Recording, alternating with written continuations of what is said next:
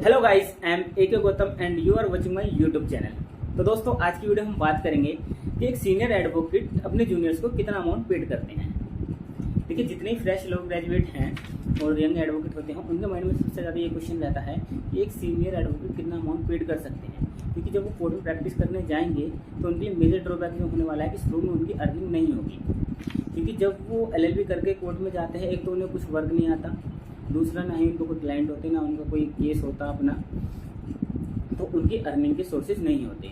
तो वो जो भी एक तरीके से डिपेंडेंट होते हैं, वो एक सीनियर एडवोकेट के ऊपर डिपेंडेंट होते हैं कि वो उन्हें जो अमाउंट पेड करेंगे वही उनका एक अर्निंग सोर्स होता है। तो ये जानना जरूरी है कि एक सीनियर एडवोकेट कितना पेड कर सकते हैं, मतलब पेड करते हैं जूनियर्स को, कर तो वो सकते हैं, लेकिन हम बात करेंगे कितना जनरली पेड करते हैं वो अपने जूनियर्स को। क्योंकि जब तक आप अपने सीनियर के अंडर में काम नहीं सीखेंगे, सीनियर के अंडर में काम सीखना जरूरी है। आप डायरेक्ट अर्निंग नहीं कर सकते लोग प्रोफेशन से। जैसे ही आप लोग ग्रेजुएट होंगे, आपको 1 से 2 साल किसी सीनियर एडवोकेट के अंडर आपको वर्क करना पड़ेगा।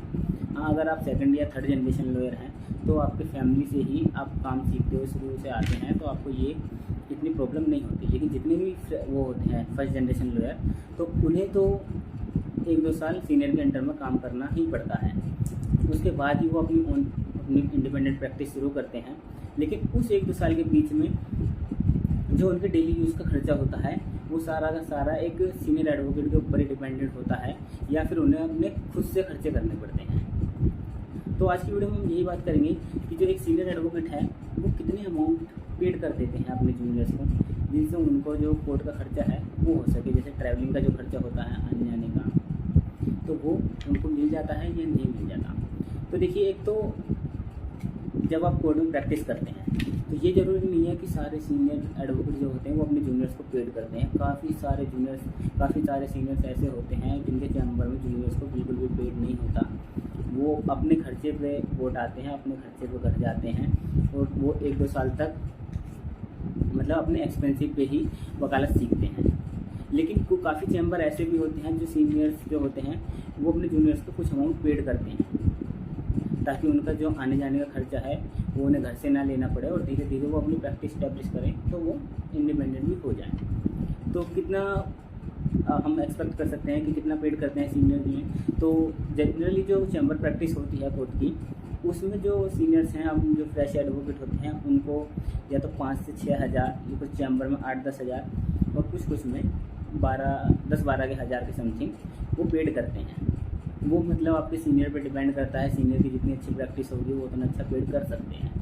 लेकिन ऐसा नहीं है, बहुत अच्छी प्रैक्टिस होने के बाद भी कुछ सीनियर बिल्कुल भी पेड नहीं करते, जो कि एक जनरली मोरालिटी के हिसाब से गलत है।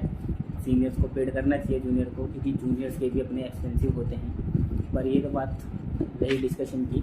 लेकिन जो नॉर्मली ज़्यादातर जो सीनियर पेड करते हैं वो आपको 6,000 से लेकर 12,000 के बीच में आपको पेड कर सकते हैं। वो आपकी कंसिडरेशन पर है कि आपको सीनियर कैसे मिलते हैं। तो लेकिन एक चीज़ है, जो भी कोई सीनियर अगर आपको 12 से ऊपर पेड करने वाला मिल गया तो एक तरीके से आपकी वो जॉब हो जाएगी। मतलब आप जितना टाइम जॉब में देते हैं उस तरीके से ही आपको चैम्बर में वर्क करना पड़ता है।